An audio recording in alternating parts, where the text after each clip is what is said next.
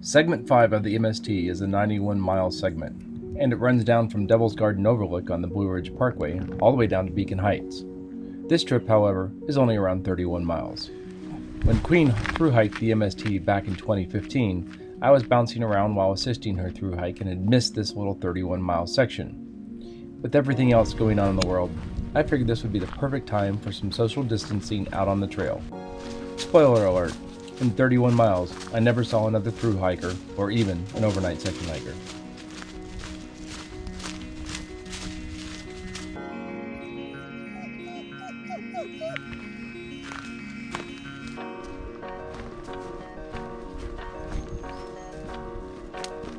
Okay, so I'm not even a mile in, and I believe it's right around 55 degrees.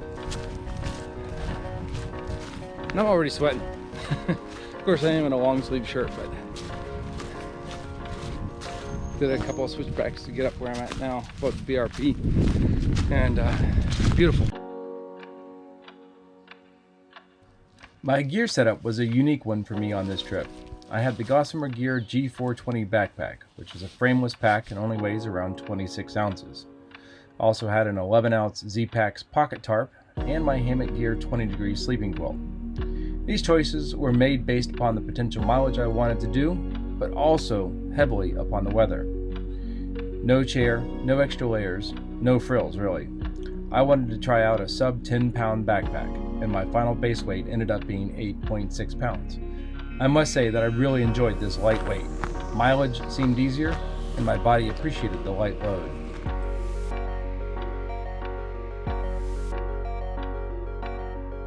You may ask, I thought you were on the Mountains to Sea trail.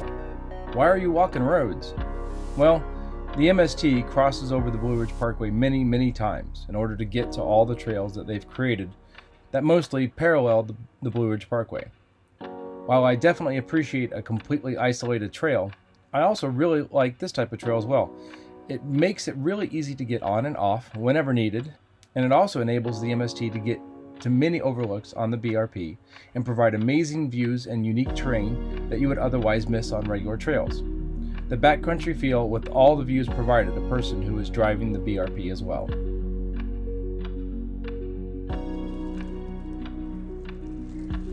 You ready?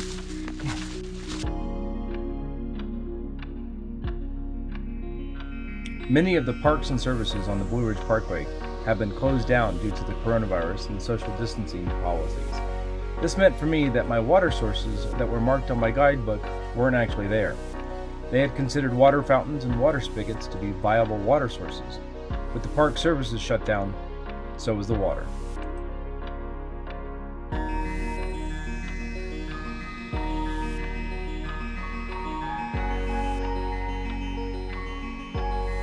With the many various places closed that a usual section hiker or thru hiker would stay at, this meant that camping had to be executed with some level of good judgment. I mean, all camping should be done with good judgment, so what I'm really saying is that stealth camping was the name of the game right now. No fire, no trace, no visibility.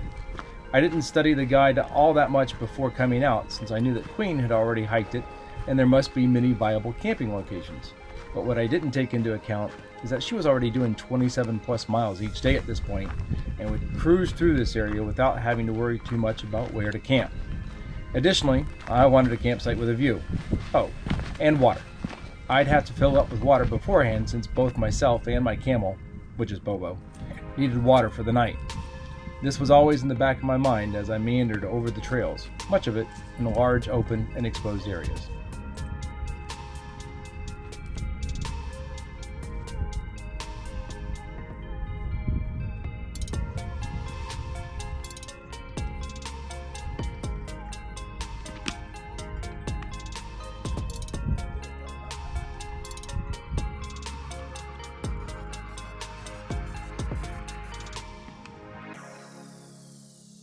Here, the MST coexists with the Bluff Mountain Trail, going directly through DOUGHTON Park.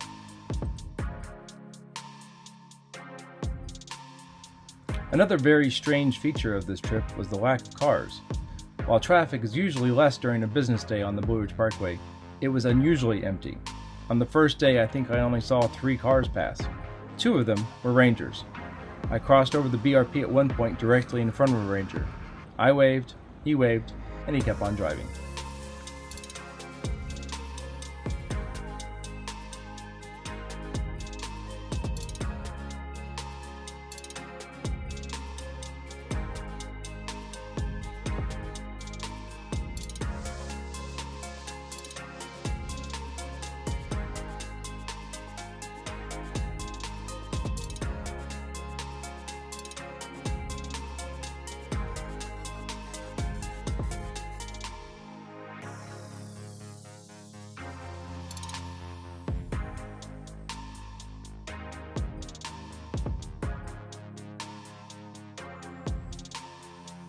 Originally called The Bluffs, Doughton Park was created in the 1930s when the Blue Ridge Parkway was routed through here.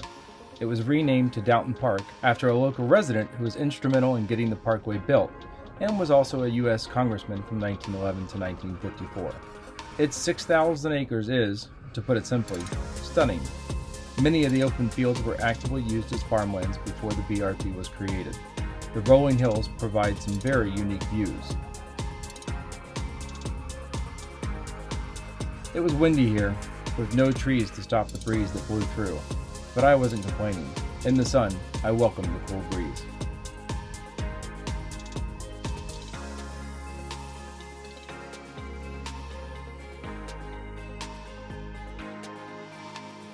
There's over 30 miles of trails that run through Doughton Park, the MST portion being 10.9 miles.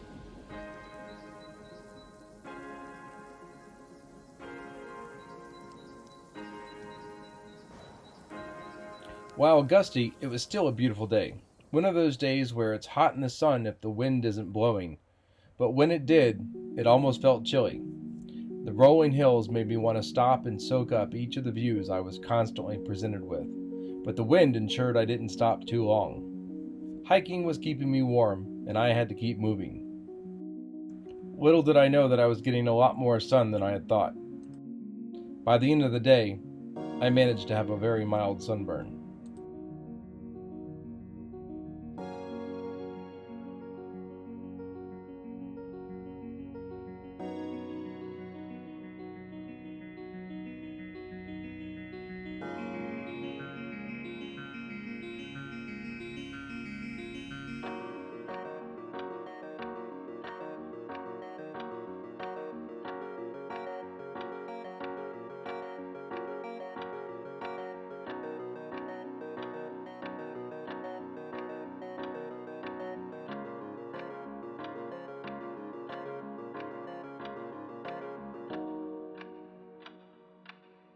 Near the Bluff Mountain Shelter, which the National Park Service says is for viewing, not staying, is the Bluff Mountain Primitive Trail. It hikes down into Basin Cove, and I did this trail last year as a day hike. The National Park Service describes the trail as the shortest but steepest route into the basin. It also says that the strenuous climb up the trail makes the hike seem much longer than 2.8 miles.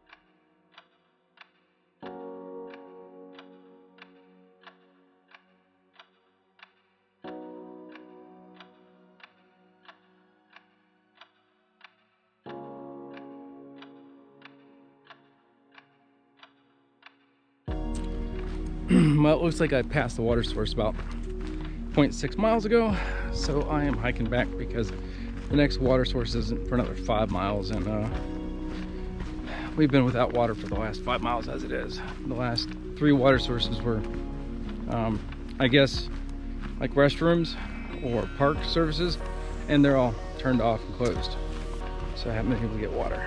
So, an extra mile to today. That'd be nice.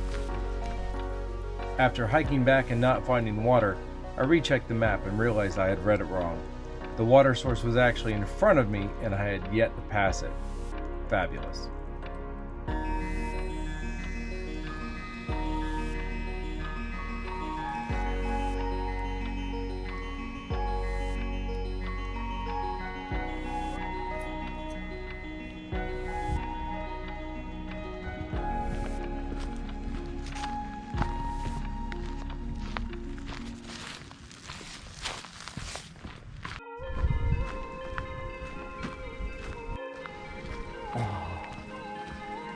Yes.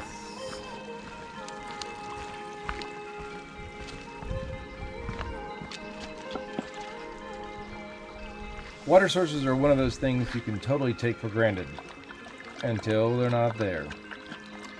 And since I had yet to eat lunch, and with the available water, I figured now was a great time to sit, relax, and camel up. From this point forward, I didn't anticipate any water sources, so if I wanted water for the night, I had to carry it from here. I loaded Bobo up with a liter in her pack, and I grabbed 2 liters to last us till morning.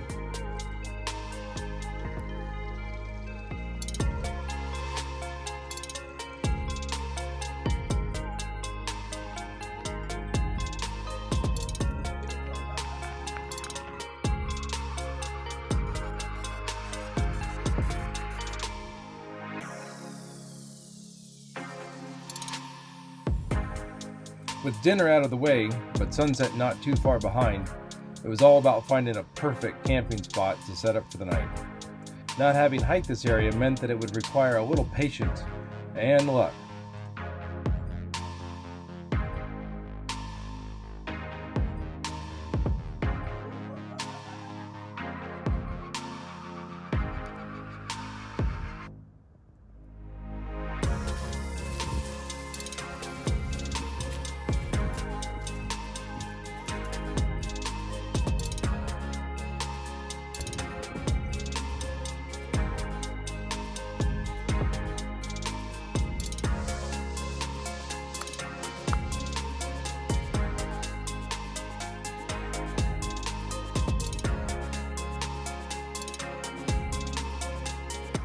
After splitting from the MST for a short while, I found a great spot that was right outside of the national park boundaries, but still within walking distance of a decent view that was right on the Blue Ridge Parkway.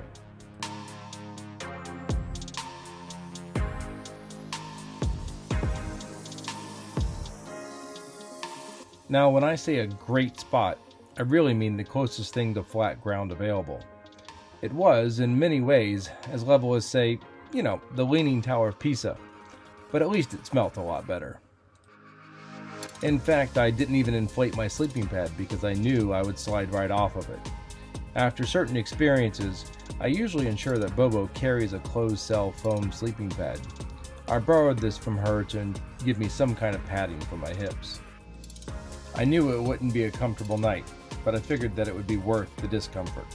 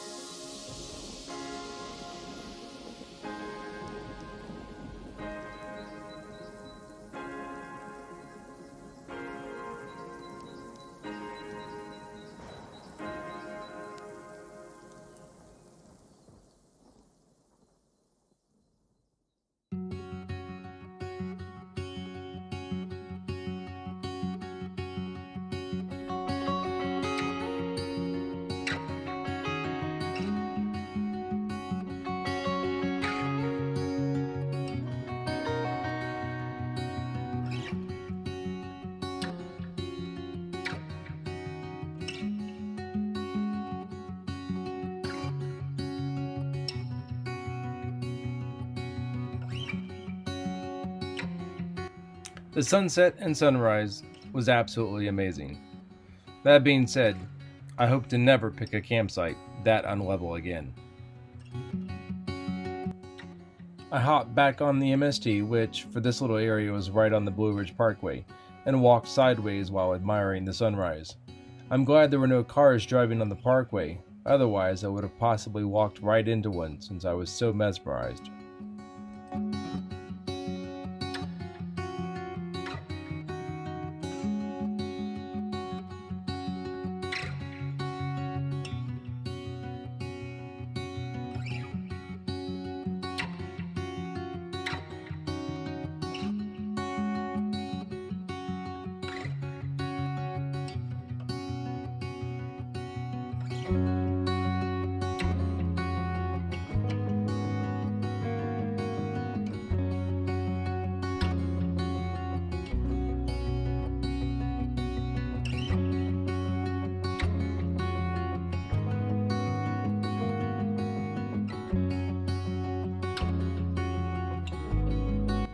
Here you can see where the MST leaves the parkway.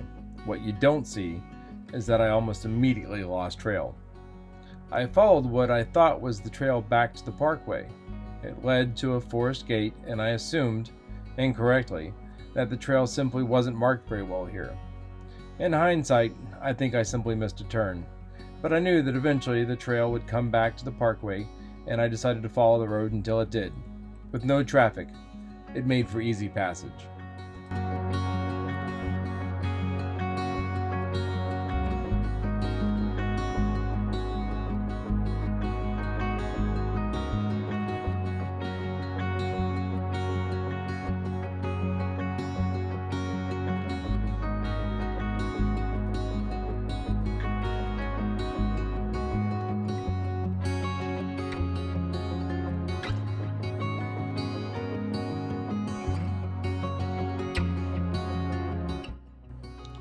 Hopping back on trail, we climb a ridge opposite of Miller Road and go back into the woods for a while.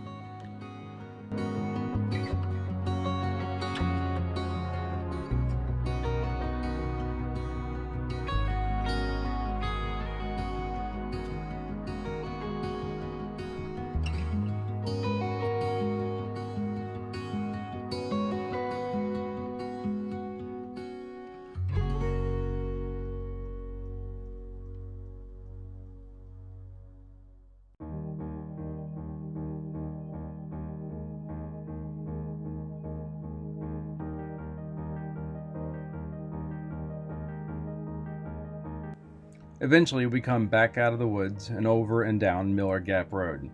It's a nice little gravel road that takes us by the Miller campground.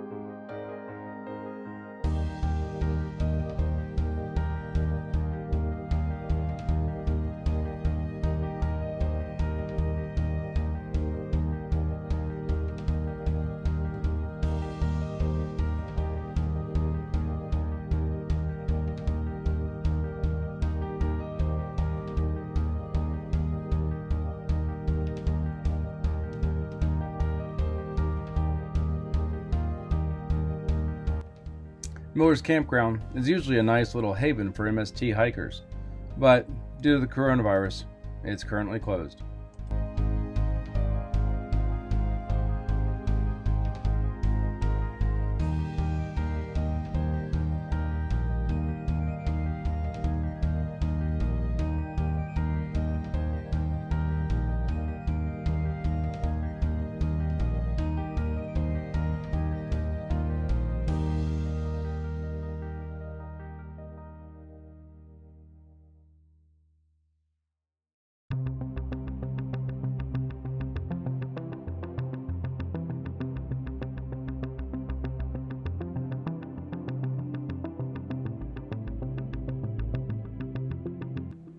After more dirt road walking, you get to pass by Stations Restaurant and Inn. From what I can tell, it's been around since 1948, and is usually a great place to grab a burger and a cold soda. Of course, coronavirus has everything on lockdown, so no 9 a.m. burger for me. Back on the Blue Ridge Parkway, the flowers are really showing what spring has to offer. But soon, we jump back into the woods. The water sources are plentiful, and Bobo enjoys stopping at each one.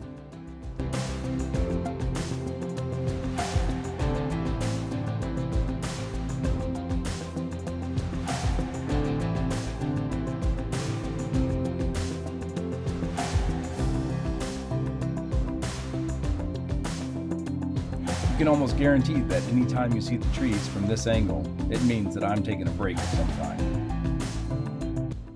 The trail doesn't stray too far from the parkway, but it does pass farms with horses.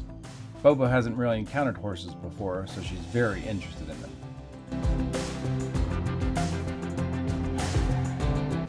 And there are always the occasional blowdowns. Bobo doesn't understand that the old man moves a little slower than she does when encountering obstacles like this.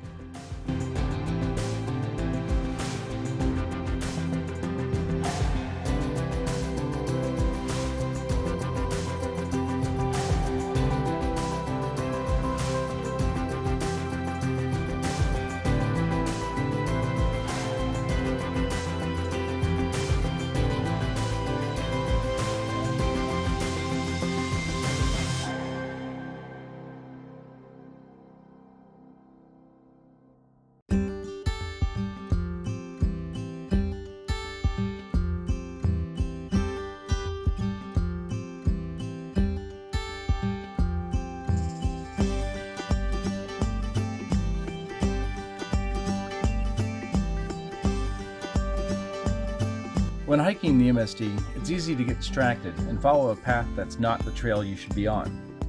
While walking down this road, I noticed a cemetery high on the hill, and my eye was drawn to it. I immediately assumed the trail was headed that direction, so completely missed the left turn signs that led into the woods. On the way to the cemetery, I passed someone's yard who had some beautiful blooming trees. Their owner was out mowing his lawn and even waved hello. It's these quaint little things that pull you into the understanding of the way of life out here in the country.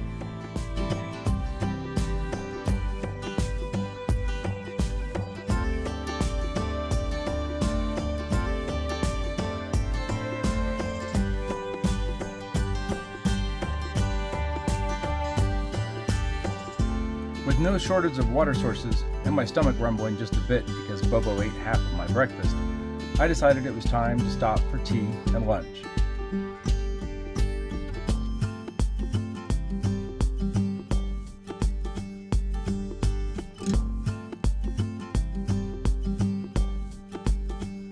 Bobo lives on her stomach, so while I ate my Thai chili packet, I gave Bobo her own tuna packet.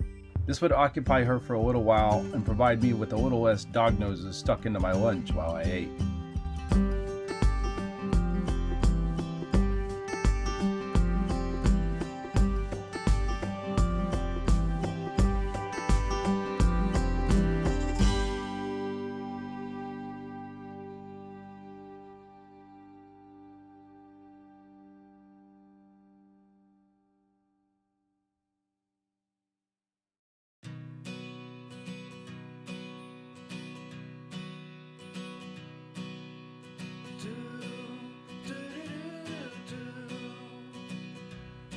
With lunch out of the way, it's time to knock out some miles.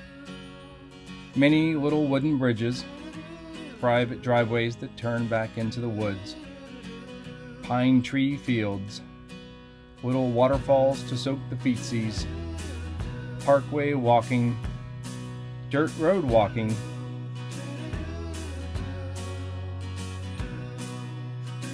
and then eventually another break with a babbling brook close by.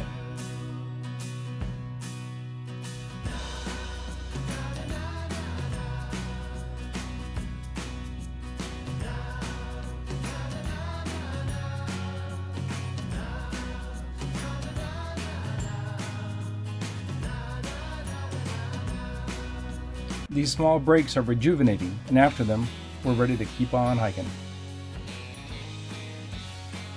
The Northwest Trading Post would be another great place to stop by for a cold refreshment of some kind.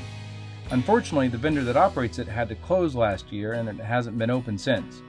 But as of May 21st, 2020, a new vendor has picked up the contract and it will be opening as soon as possible.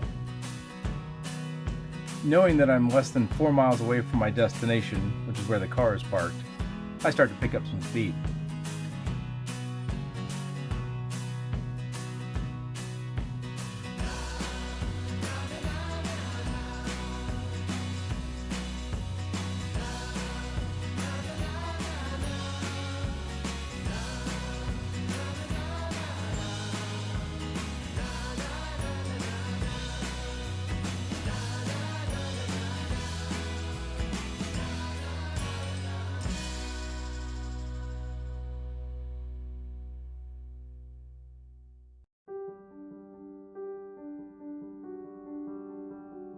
And finally, the car is in sight. I'll be honest, my feet were getting a little tired. It might have been an easy 20-mile day, but it was still 20 miles.